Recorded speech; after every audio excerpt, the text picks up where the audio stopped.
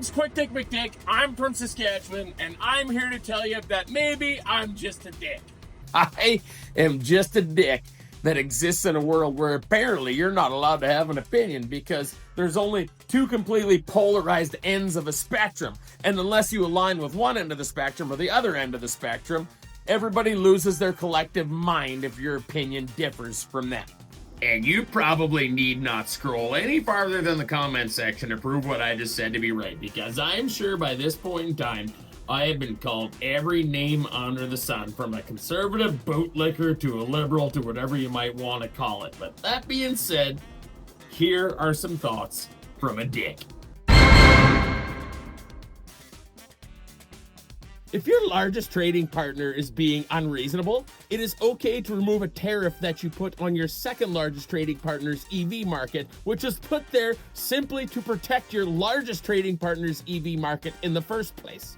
It is okay to adjust those tariffs to support trade with an industry that actually exists here in Canada that doesn't need billions of dollars of government subsidy, after which the companies that have been subsidized by the government just tuck tail and flee the country anyways. At the same time, when you make said deal with second largest trading partner, you do not need to get into bed with and gargle the balls of them, because we full well know that they are a bunch of shady pricks, and we need to be extra vigilant to make sure that we maintain our sovereignty here in Canada.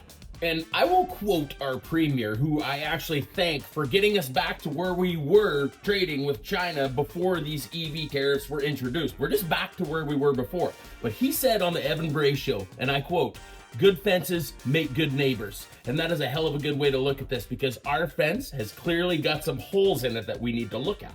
You see, doing business with and strategically partnering with China are two very different things. I will be more than happy to swap ag commodities for a bunch of cheap, shitty EVs that are going to come to Canada, and a whole bunch of other garbage that you can find at Dollarama, Canadian Tire, and Princess Auto. But I do not entertain the idea of Chinese ownership of farmland, corporations, Chi-Com ran police stations that intimidate Chinese Canadians here in Canada. I'm also not interested in the Chinese military doing joint training exercises with the Canadian military. That is where lines must be drawn, and we must have no holes in our fences. Now, like it or not, we're an export country. Now, I have preached the whole made in Canada thing since I started this channel, and well before that. Hat, shirts, all of it. All made in Canada, and that's never gonna change. And I'm here to tell you that if you're afraid of a Chinese spy car, I would actually like to welcome you to the party. Now, instead of making a dance video on TikTok for everybody to watch, I would like you to have a close look at the electronic device that you are using and the terms and conditions that you agreed to use said electronic device. And then I would like you to get figured out where the country of origin is that all the guts from that little assembled device that you've got in your hands came from, and ask yourself, how reliant are we on China already, and why don't we get a little bit of our trade dollars back out of them?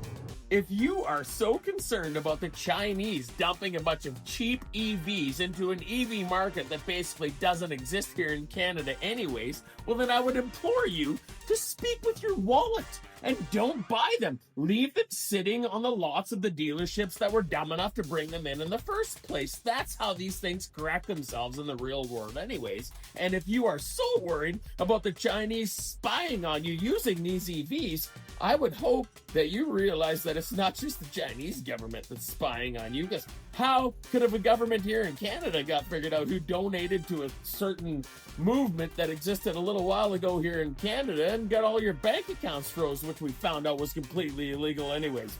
Nobody's done anything about that. But then maybe I'm just being a dick.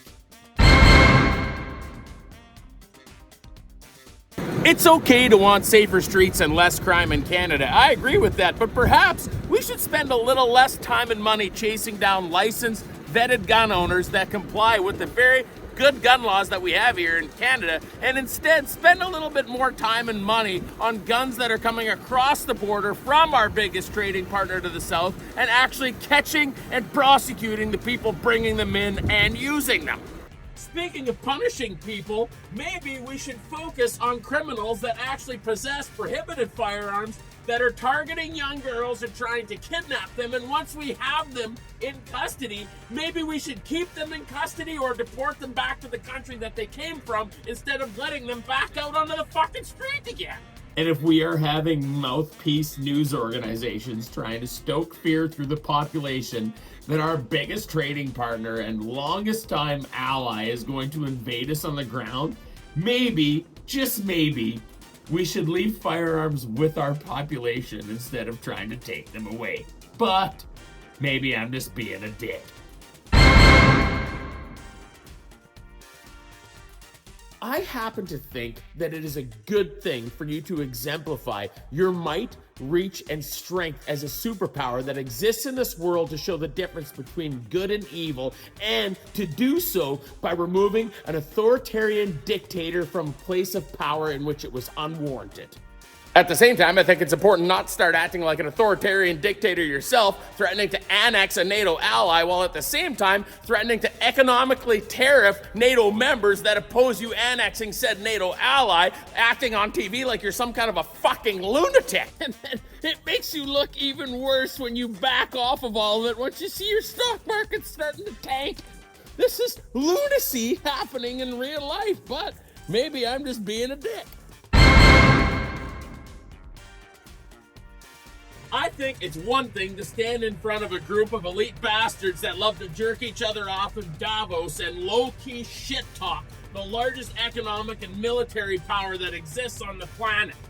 And I think it is a whole nother thing to go in front of your elite buddies and vomit this garbage out when we as Canada have not met our NATO commitments since the Cold War.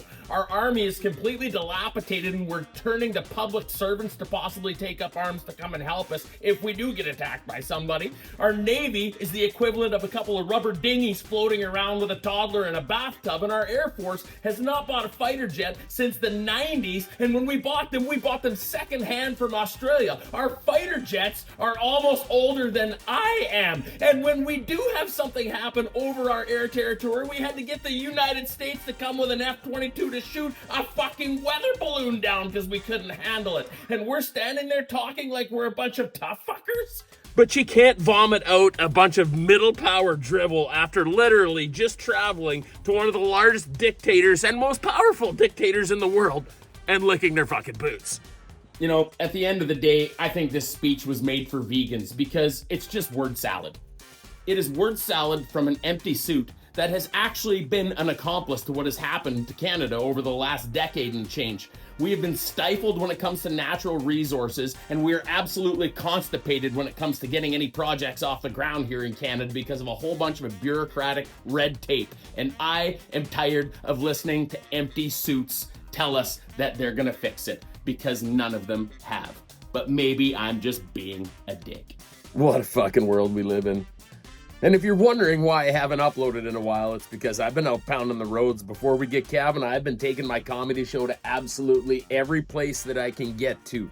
Hardworking Canadians all over the place out there. We get together, we drink beer, we talk about life, and we laugh. Because sometimes in the world that we live in, all that's left to do is drink beer and laugh. But maybe I'm just being a dick. This is Quick Dick McDick signing off, reminding you, if the world that you're living in is making you sick, maybe you might just be being a dick. Catch you next time. Got a little fire to put out here.